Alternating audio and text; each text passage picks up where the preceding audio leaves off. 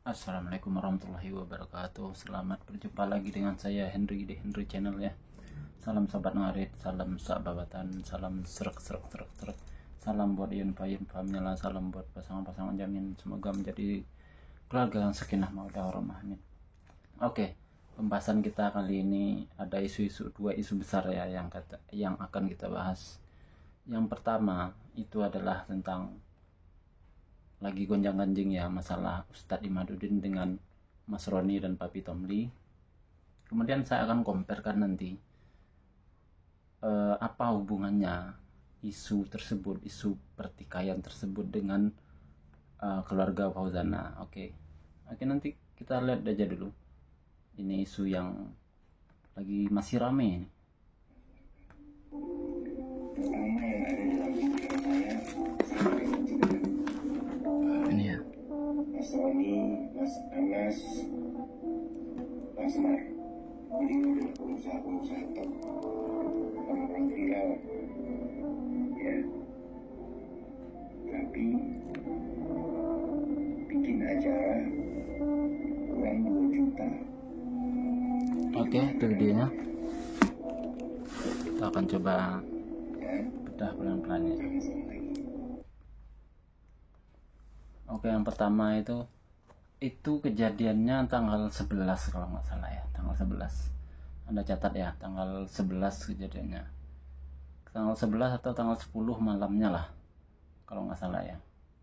Nah, itu permasalahan tersebut, itu kalau saya kronologi, kalau saya lihat di ininya, di historinya yaitu Mas Roni itu bikin acara katanya, kemudian DM menghubungi Ustadz Imaduddin, kemudian Ustadz Imaduddin ini konfirmasi ke pendiri Sobat Ngarit yaitu Mas Yun, kemudian konfirmasi apakah acara tersebut benar atau tidak. Nah, ketika dikonfirmasi ke Mas Yun menyatakan ya acara itu memang benar, tapi nggak jelas ini acaranya acara apa ya. Kemudian kurang Roni katanya di situ minta uang sebesar 2 juta karena kurangnya dana. Itu minta sebesar 2 juta ke Ustadz Imaduddin. Kemudian Ustadz Imaduddin itu hanya membantu seikhlasnya saja ya. Kalau dia ngomong tuh ya nggak banyak kata dia. Nah, kemudian isu ini melebar kemana-mana. Apa katanya ketika live dengan Semar, inisiator Sobat Ngarit, kemudian Pak Semar R7 ini itu menunfollow siapa itu namanya, Ustadz Imaduddin. Kemudian di waktu yang bersamaan juga Roni dan Papi Tomli itu live ya, intinya Papi Tomli pada saat itu menyebutkan jangan macam-macam dengan beliau gitu kan. Nah, jangan macam-macam dengan beliau, dan di sana Papi Tomli juga menyebut gara-gara kasus itu Iyun sampai tutup akun. Ya oke, permasalahannya udah saya kronologikan. Yang pertama, Mas ini bikin acara sebagai ketua Sobat Ngarit, bikin acara minta bantuan dana kepada Ustadz Imaduddin. Ustadz Imaduddin konfirmasi ke Mas Yun, bener nggak acara ini? Kayak dinyatakan benar kata Mas Yun. Kemudian Ustadz Imaduddin tetap kasih bantuan tapi nggak banyak. Nah, masalah melebar sampai ke unfollowan Semar R7 unfollow Ustadz Imaduddin. Kemudian Papi Tomli juga semacam memberi pernyataan bahwa gara-gara hal tersebut Iyun tutup akun. Oke, itu yang harus teman-teman tahu dulu, itu kasusnya. Nah, apakah kejadian tersebut itu adalah benar adanya? Nah, kalau menurut opini saya itu murni ontran-ontran yang setting oleh itu. Ya kalau ini pendapat saya, Anda boleh nggak setuju, silakan nanti berikan kolom komentar. Itu kalau menurut pendapat saya itu lebih cenderungnya ke ontran-ontran. Pertama, Roni minta dana. Itu pertama itu ya mungkin itu benar ya, tapi masalahnya di sini seorang Ustadz Imaduddin, setahu saya sebagai seorang dewasa itu nggak akan meng-up hal-hal yang pribadi seperti itu. Apalagi Roni kan katanya, saya juga nggak pernah lihat live-nya Roni minta langsung ke Ustadz Imaduddin. Kayaknya aku belum pernah nemu videonya. Itu mungkin ada DM aja. Kenapa Ustadz Imaduddin juga harus up itu di VT TikToknya? Itu kejanggalan yang pertama. Kejanggalan yang kedua dari penuturan Papi Tomli itu adalah gara-gara kasus ini Iyun sampai tutup akun. Itu adalah kejanggalan kedua. Kejanggalan ketiga yaitu Semar unfollow akun Ustadz Imaduddin. Itu kejanggalan. Ini 3 kejanggalan yang harus teman-teman cermati ya. Kenapa ini nggak masuk? Kenapa ini agak sulit dinalar kalau menurut saya? Pertama itu Ustadz Imaduddin itu, aku itu terakhir kali nggak ngikutin Ustadz Imaduddin itu baru satu bulan lah nggak ngikutin. Sebelumnya aku masih ngikutin Ustadz Imaduddin, bagaimana live-nya, bagaimana bijaksananya beliau. Kalaupun ada kasus minta sumbangan, itu saya yakin itu nggak akan diupload, nggak akan dibesar-besarkan di sosmednya, nggak akan juga dia akan konfirmasi ke Mas Yun, karena di live-nya Mas Yun terang-terangan bilang apapun yang terjadi di Sobat Ngarit, apapun yang akan dilakukan oleh ketua Sobat Ngarit itu udah dilimpahkan penuh. Untuk apa Ustadz Imaduddin harus capek-capek lagi konfirmasi ke pendiri Sobat Ngarit, yaitu Mas Yun? Mas Yun kan sudah jelas terang benderang menyerahkan sepenuhnya jabatan ketua Sobat Ngarit. Nah,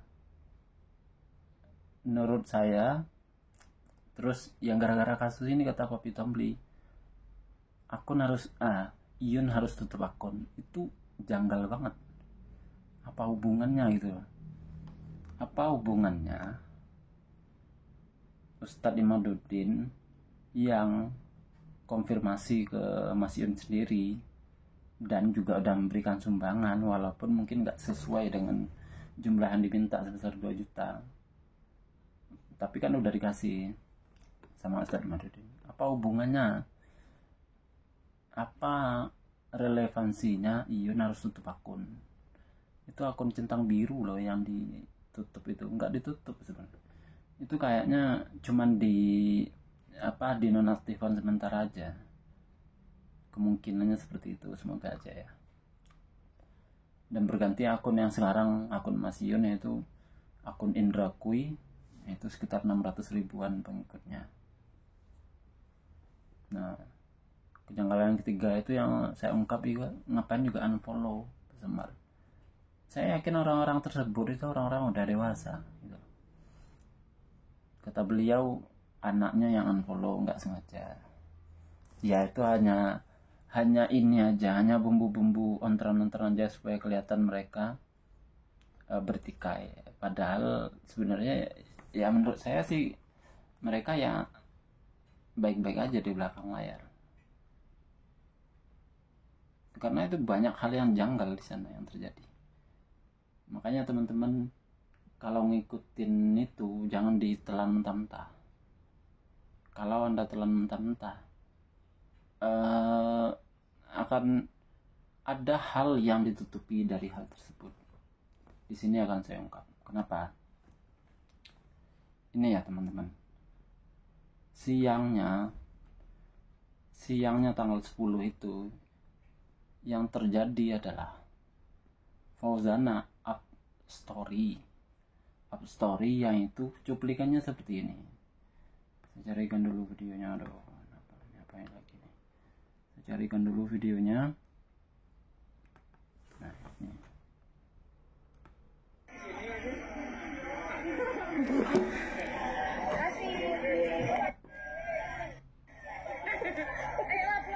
Ya, ini videonya.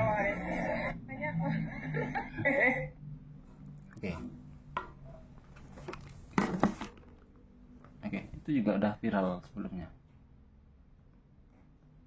Itu instastorynya akun officialnya Fauzana ya, akun Instagram. Itu ada cuplikan gini, katanya penjual itu, kapan balik ke Jawa nih? Nah, itu kalau diterjemahkan secara literal adalah kapan kembali lagi ke Jawa Uni. Nah, ini yang penjual itu kalau kita lihat dari segi umur, Anda bisa cari sendiri videonya, itu sepertinya dia ngomong ke Amak Fauzana. Karena apa? Karena dia lebih, kalau dari lihat segi umurnya, dari perawakannya, kayaknya usianya udah lebih dari 40. Penjual yang bilang seperti itu. Gak mungkin dia manggil Uni ke Fauzana, karena Fauzana umurnya baru 25. Harusnya dia manggil Adia, itu menurut pengamatan saya ya. Nah, kapan balik ke Jawa nih? Kapan kembali lagi ke Jawa, Mbak? Nah, itu kemungkinan ditujukan ke amaknya Fauzana. Berarti sebelumnya ada percakapan antara penjual tersebut dengan Amak Fauzana, yang kemungkinan mungkin Amak Fauzana membeberkan bahwa beliau pernah ke Jawa. Nah, tapi ada juga yang komen gini, oh Jawa itu kan Fauzana kan punya rumah juga di Jakarta. Nah, ini yang saya tekankan, orang Padang itu sama dengan orang Jakarta. Sama persepsinya mengatakan kalau orang Padang yang balik ke Jakarta, dia akan kapan balik ke Jakarta, dia nggak akan menyebut posisi Jawanya. Begitupun orang Jakarta kan, ketika Anda yang orang Jawa Timur, yang orang desa misalnya ke Jakarta, mereka akan tanya kapan kembali ke Jawa, walaupun Jakarta itu masih di Pulau Jawa. Tapi persepsi yang sama, kapan kembali ke Jawa itu maksudnya daerah-daerah yang dihuni oleh etnis Jawa, bukan pulaunya. Jadi yang saya tangkap di sini maksudnya kapan balik ke Jawa nih, kapan kembali lagi ke Jawa Mbak, yang ditujukan ke Mak Fauzana. Itu berarti sebelumnya ada asumsi bahwa Amak Fauzana ini pernah ke Jawa, bisa Jawa Tengah, bisa Jawa Timur, tapi kemungkinan yang paling menjurus adalah ke Jawa Timur, yaitu ke Tulungagung, ke rumahnya Mas Ion. Kenapa saya bisa bilang gitu? Nah, saya berikan lagi salah satu buktinya. Nih. Ya, sebentar, kalau Anda perhatikan ini ya videonya. Ini adalah akunnya Ibu Fauzana, Erlina Tati spasi Tati. Nah, ini perhatikan, duduk nenek mama di tag Fauzana. Oke.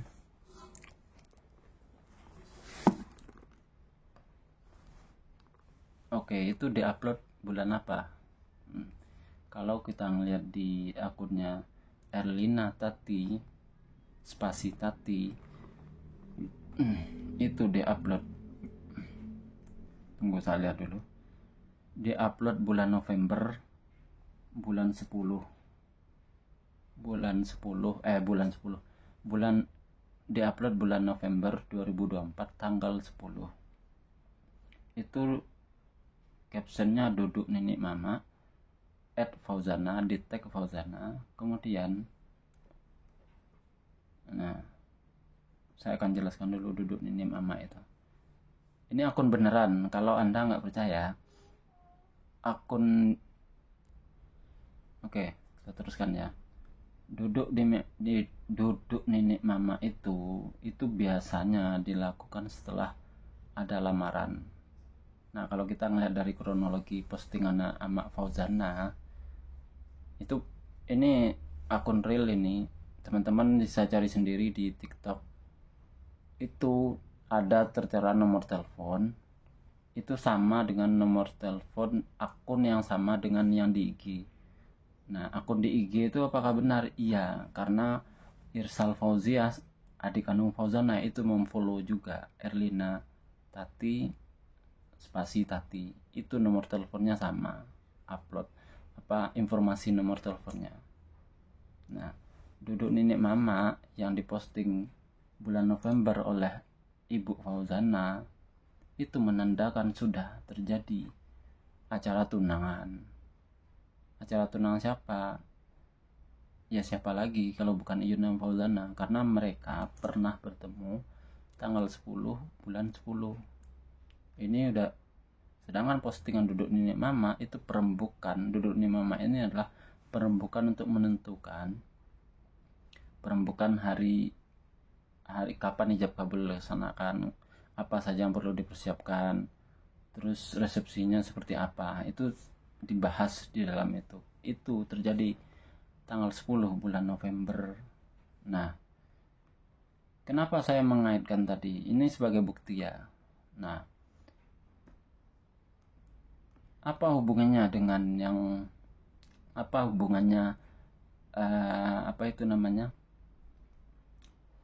postingan Fauzana, story Fauzana yang mengungkap ada orang yang menanyakan kapan kembali ke Jawa Uni, dengan pertikaian antara Roni, Papi Tomli, dan Ustadz Imaduddin. Nah, hubungannya seperti ini teman-teman. Kejadiannya lebih dahulu, ini menurut yang saya amati ya, kejadiannya lebih dahulu Fauzana membuat story yang memberikan clue seperti itu, memberikan clue, menanyakan, ada orang menanyakan kapan kembali ke Jawa lagi Uni, berarti ada kemungkinan nama Fauzana itu pernah ke Jawa, entah itu meninjau mantunya, entah itu menyambangi Ibu Iyun yang sakit. Itu bulan apa kita nggak tahu, tapi yang jelas kalau ngelihat dari postingannya yang bulan 11 itu berarti sudah ada acara pertunangan antara Iyun dan Fauzana. Nah, semoga aja ini benar. Nah, kenapa harus setelah itu, beberapa saat setelah itu, setelah kejadian Fauzana di pasar yang ditanya, emaknya ditanya kapan kembali ke Jawa lagi, kenapa tiba-tiba ada kasus pertikaian Roni dan Ustadz Imaduddin?